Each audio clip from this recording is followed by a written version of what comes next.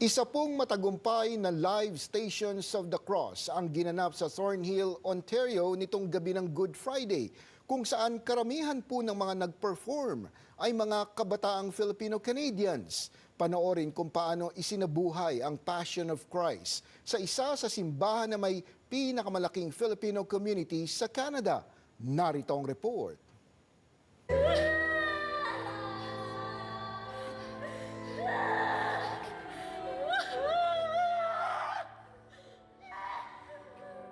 Madamdamin ang naging pagtatanghal sa mga huling sandali sa buhay ni Jesucristo nitong Biyernes ng gabi sa St. Paschal Baylon Church sa Thornhill, Ontario. At dahil bahagi ito ng Holy Week presentation ng simbahan, hindi ito mistulang simpleng teatro lamang. Ito'y isang makabuluhan at banal na pagpapakita sa malalim na pananampalataya ng mga Katoliko sa kung paano inialay ni Jesus ang kanyang buhay para sa sangkatauhan. Daan-daan ang nanood at nakiisa sa live Stations of the Cross na pinangunahan ng mga miyembro ng St. Paschal Baylon Church Youth Ministry. Naging masusi ang preparasyon ng bawat kabataan sa pagganap sa iba't ibang karakter na kasama sa 14 na Stations of the Cross. Karamihan sa kanila, mga Filipino-Canadians na binuhos ang oras at talento para maging makabuluhan sa mga manonood ang kanilang pagganap. Tulad ni Gavin Hiron na siyang gumanap bilang si Jesus. I think it's really important to me to connect with my culture by doing this role because it connects with the entire community.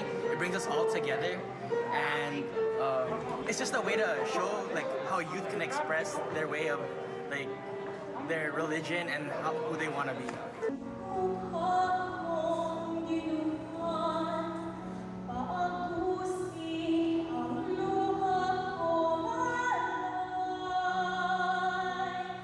Ayon kay Kristen Emata, ang head sacristan at youth minister ng simbahan, magandang pagkakataon din ito para lalong mailapit ang mga kabataang Pilipino hindi lamang kay Jesucristo kundi pati na rin sa kulturang Pilipino. Marami kasi sa mga kabataang Pilipino sa bahaging ito ng Ontario ay mga galing ng Pilipinas at isa ang mga ganitong gawain sa simbahan sa magpapalakas sa kanilang pananampalataya at hindi nahihiwalay sa kanilang kultura. Most of our demographics are Filipino who are migrants from the Philippines who have moved to Canada to find better life but the first thing that they always do is look for faith. And whenever we see Filipinos, the first thing they look is the church. And they also bring their children.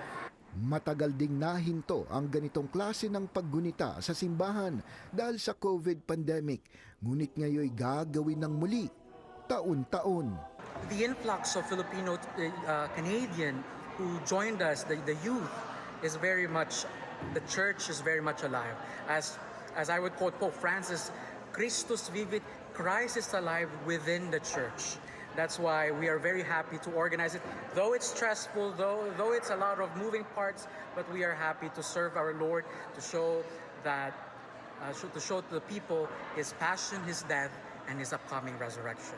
Nagtapos ang Stations of the Cross sa mga mataimtim na mga panalangin para sa sarili, sa bansa at sa buong mundo. Kasabay ang pag-asa na sana mas marami pang kabataang Filipino-Canadians ang makikilahok na rin sa mga gawain ng simbahan, saan mang syudad o saan mang probinsya dito sa Canada.